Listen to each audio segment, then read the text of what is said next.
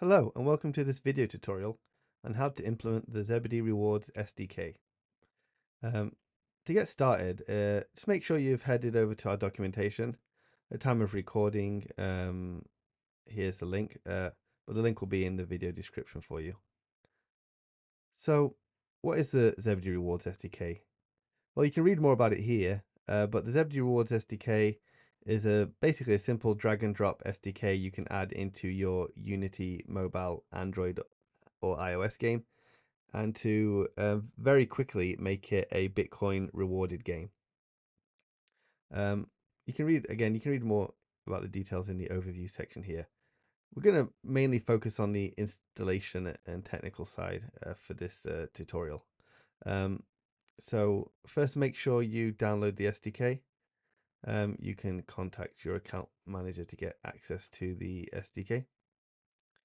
And then just a few things. We just want to make sure we are only developing on iOS and Android.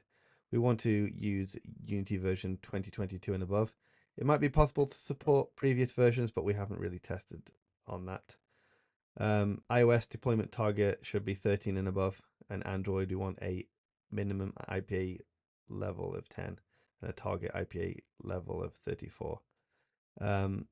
So I'll go through this in more detail by actually just creating a simple Unity app and showing how you can add the SDK in real time. So let me head over to Unity. I'm just going to make a new project. Just going to call it SDK demo new. And I was going to create that project there. So now I have my Unity project open. The first thing I'm going to do is just switch to Android or iOS. I'm building in Android, so I'm going to select that. For iOS, pretty much everything is the same. So Android is the same tutorial, even if you're building on iOS. To press switch platform. And then before I start, I just want to go into player settings. Head on down to other settings. I'm just going to set this to Android 10. Technically, I think the SDK will work on lower versions. However, anything below Android 10 is kind of considered insecure. It makes it a lot easier to hack games if you are below Android 10, and also they don't monetize as well with ad network. So if you are making a rewarded game, I strongly recommend you only target Android 10 and above. I'm going to set this to API level 34 as well. Great. Now we've got this here. So this is our simple app. So first thing, head over to documentation. The first thing we've got to quickly do is we've got to add this dependency. It's just a well-known class to let us handle JSON, and the SDK requires it. So I'm going to copy and paste this name here. Go back into Unity, go into Window, Package Manager, click Add Package by Name, and then that should add that.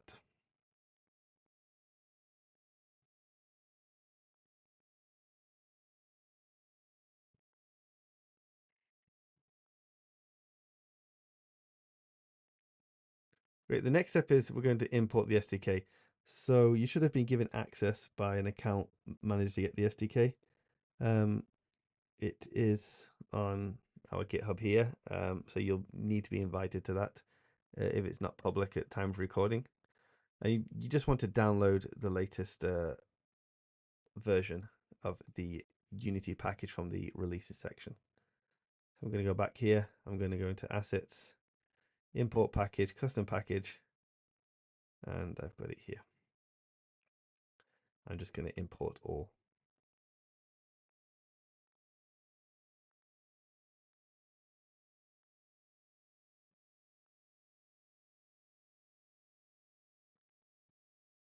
So we use the Google Dependency Manager with the SDK just to make it easier to install the dependencies it needs and make sure it doesn't conflict with any other SDK which also has dependencies. Most likely you are using another SDK which also has the dependency manager, so it should all work fine. So just going to press enable. It's going to go through a process of resolving Android dependencies. Again, if you're familiar with using various ad network SDK, Google Play services, you probably have done this before. It can take a while. Okay, so the first thing I just want to quickly do is I just want to go into my app and I want to just add a canvas. And this also gives me an event system. Probably your app already has a canvas and an event system. I'm just going to go into the ZBD folder here. I'm going to go into prefabs. I'm going to find the ZBD SDK. I'm just going to drag and drop that into my scene. So once we're here, we want to click on the ZBD SDK game object here. And in the inspector, we just want to add the app ID. So the app ID would have been given to you by your account manager. So I'll just copy and paste here. This is a sample one I'm using here. That's pretty much the only thing you have to do. We do have some optional settings here. So if you've been told to use anti-cheat, please click that and use the anti-cheat token that was also supplied by the account manager. Another thing is DevTools. So I'm just going to turn on debug. It's always good when we're developing. Just means it will log more details out. If we have any issues, we can debug it.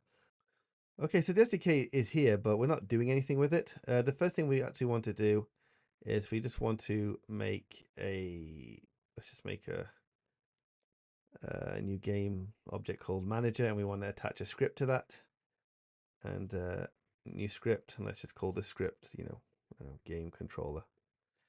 So this would be the script that kind of controls your game. This probably already exists, or you can make a new script. So I'm just going to edit this script.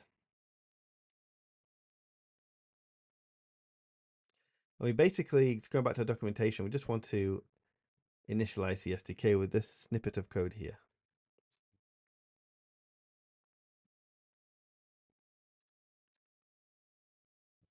So it's in the start function, just add that snippet of code there, and that will initialize the SDK.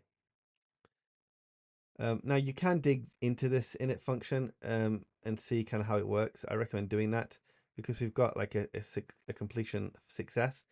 The SDK might not initialize, and this will give you some reasons why. We can see here that, well, if it's already initialized, it won't, but it's not an error. That success is still true. Success is false is if it's not Android or on iOS, because we only support those platforms. If we're in the editor, we don't support the editor, it'll fail. If you haven't added your anti-cheat token and you've selected anti-cheat.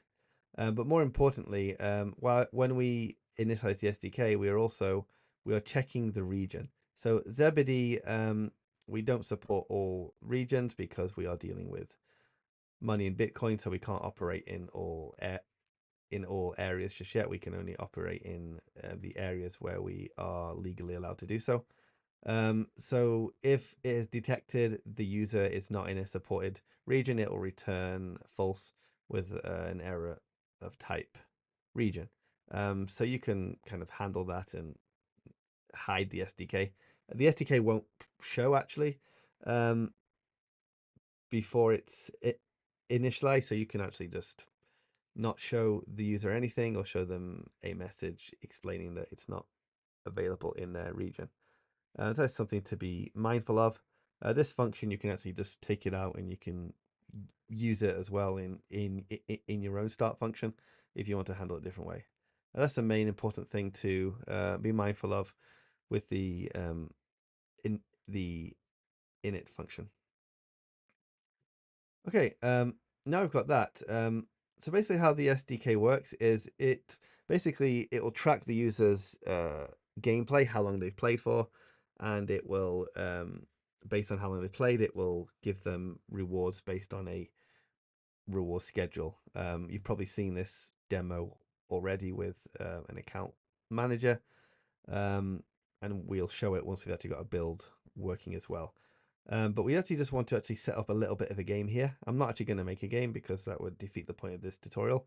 I'm just going to make a very, very simple game called Press the Button game. So I'm going to go on my canvas. I'm just going to go down to UI. Let's go down to button. I just need to import Text Mesh Pro. Okay, I'm just going to make this button a little bit bigger. So make two buttons. I'll make them bigger at the same time so we can see them. Move this one down.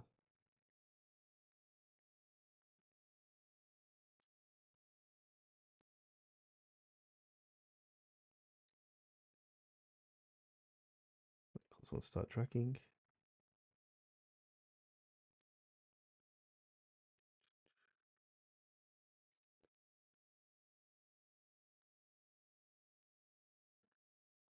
Call this one stop tracking.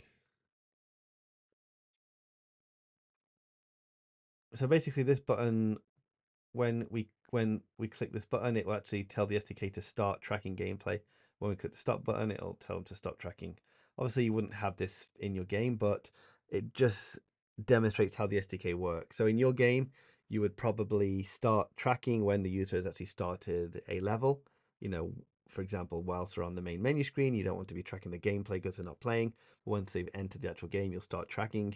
If they die, you can call stop tracking, and then call start tracking again once they start playing, etc. So there's a lot of control about how you can start and stop tracking, but it's mainly you want to start and stop to only track when they're playing the game.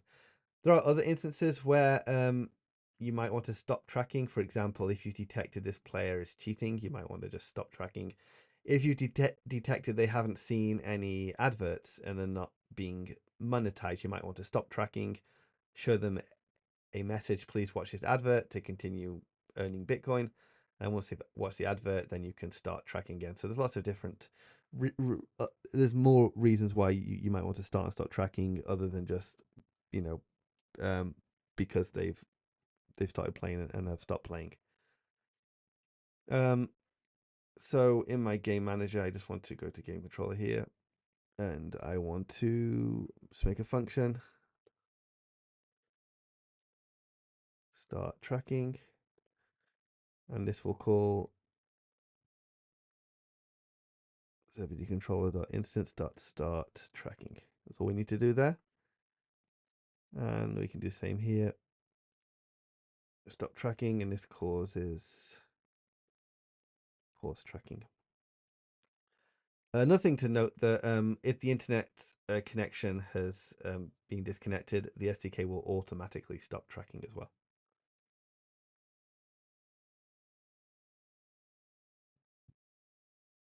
Great. And there's also a small thing as well here. There's like a thing here that if the user hasn't touched the screen for here 10 seconds, it will also stop tracking. So you can change this to be like 5 seconds or 30 seconds if you want to make the idle timeout shorter or longer. Anyway, let's just connect our buttons up. So start tracking and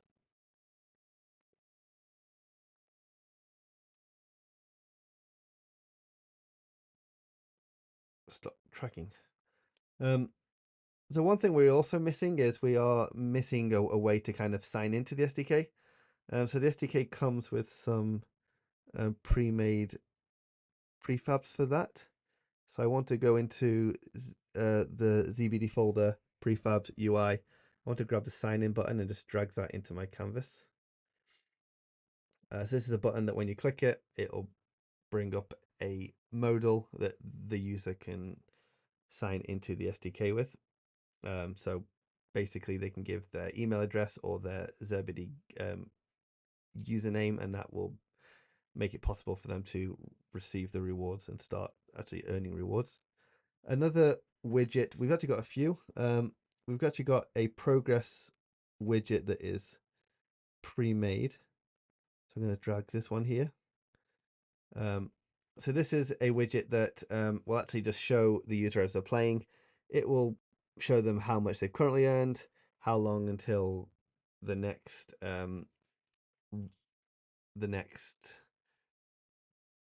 reward amount, and it also show them how much the next reward amount is. So for example, it will say you've currently earned 10 sats today, and in 10 seconds, 20 seconds, you'll earn 10 more sats. But these are customizable. So actually, once we made a build, we're going to come back and I'm going to show you how you can easily make a custom widget as well. But let's just at the moment let's just focus on getting the build. I think that's pretty much everything we need to get started. So I am actually just going to try and make a build now. So I'm just going to go to File, Build and Run.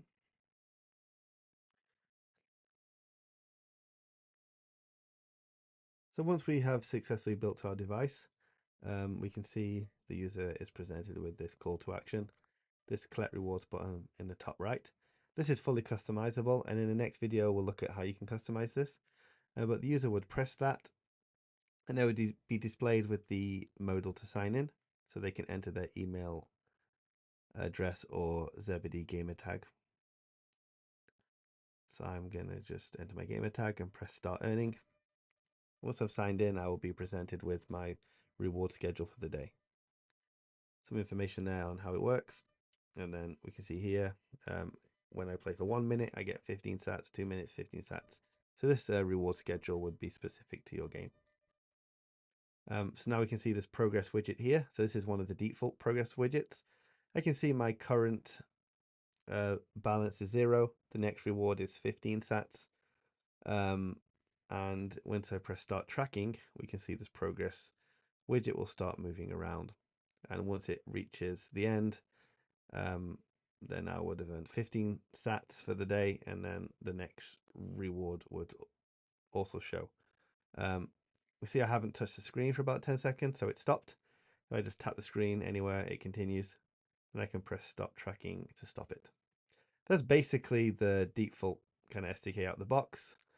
Just a quick recap. You just need to add the SDK prefab here, add your app ID, and in Canvas, you can add the default sign in button and the default progress widget, and then you just need a manager, custom manager whose job is to initialize the SDK and call start and stop tracking. In the next video, we're going to look at how you can customize these widgets if you want to, and just a few more advanced use cases and features of the SDK which aren't documented as well. So I'll see you in the next video. Thank you.